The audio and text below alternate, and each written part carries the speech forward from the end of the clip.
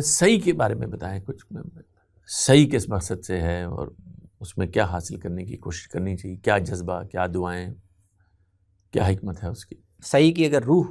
کیا ہے، اس کے لیے لفظ ہماری دینی روایت میں تو صحیح کا مستعمل ہے، لیکن قرآن مجید نے اس کو جیسے تعبیر کیا ہے طواف سے ہی تعبیر کیا، تو اس سے یہ لگتا ہے کہ وہ بھی اسی طرح جیسے ہم بیت اللہ کے گرد طواف کرتے ہیں، چکر وہ کاٹتے قربان کا ہیں، اور اس میں جو ایک وارفتگی کا یا ایک والہانہ پن ہے، تو اللہ تعالیٰ اس کو جب یہ صحیح کے چکر کاٹنے کو بھی طواف سے تعبیر کر رہے ہیں تو روح وہی ہے،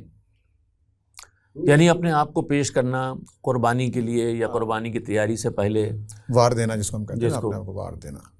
تو یہ وہ بیت اللہ کے گرد ہے طواف، اور یہ ان دو مقامات کے ادھر سے ادھر، ادھر سے صفا اور مروہ کے،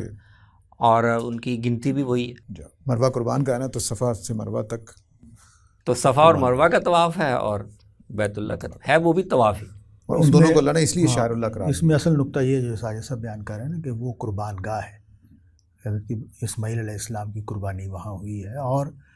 یہ قدیم جو روایتیں ہیں اس میں تو معبد کے ساتھ قربان گاہ ہوتی ہے، تو حرم بھی ایک معبد ہے اور اس کے ساتھ بھی ایک قربان گاہ ہے جو اب بہت پیچھے کر دی گئی ہے، لیکن یہ کہ وہ اس کے ساتھ بھی رسوم وابستہ ہیں، اور ان میں یہ رسم ہے طواف کے پھیرے لگانے کی، اصل میں نظر کے پھیرے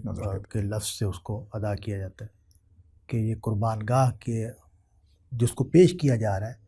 وہ نظر کے پھیرے اس کے لگائے جا رہے ہیں، اور یہ انسان بھی جب ہم بھی تو حاضر ہو رہے ہیں نا، اور حاضر ہو کے ہم نے اپنے آپ کو پیش کر دیا ہے، اور خود پورے دین کا نام اسلام ہے، یعنی سپردگی، تو یہ جو سپردگی ہے اس کا ایک بڑا مظہر ہے حج کی عبادت کی صورت میں، اس لیے بعض علماء نے کہا نا کہ یہ تمام عبادات کا مجموعہ ہے، بدنی بھی، مالی بھی، جی وہ تو ظاہر ہے، سب کا مجموعہ ہے، اور کچھ علماء نے کہا ہے کہ یہ جہاد ہے، اللہ کی راہ میں جہاد کا ہے،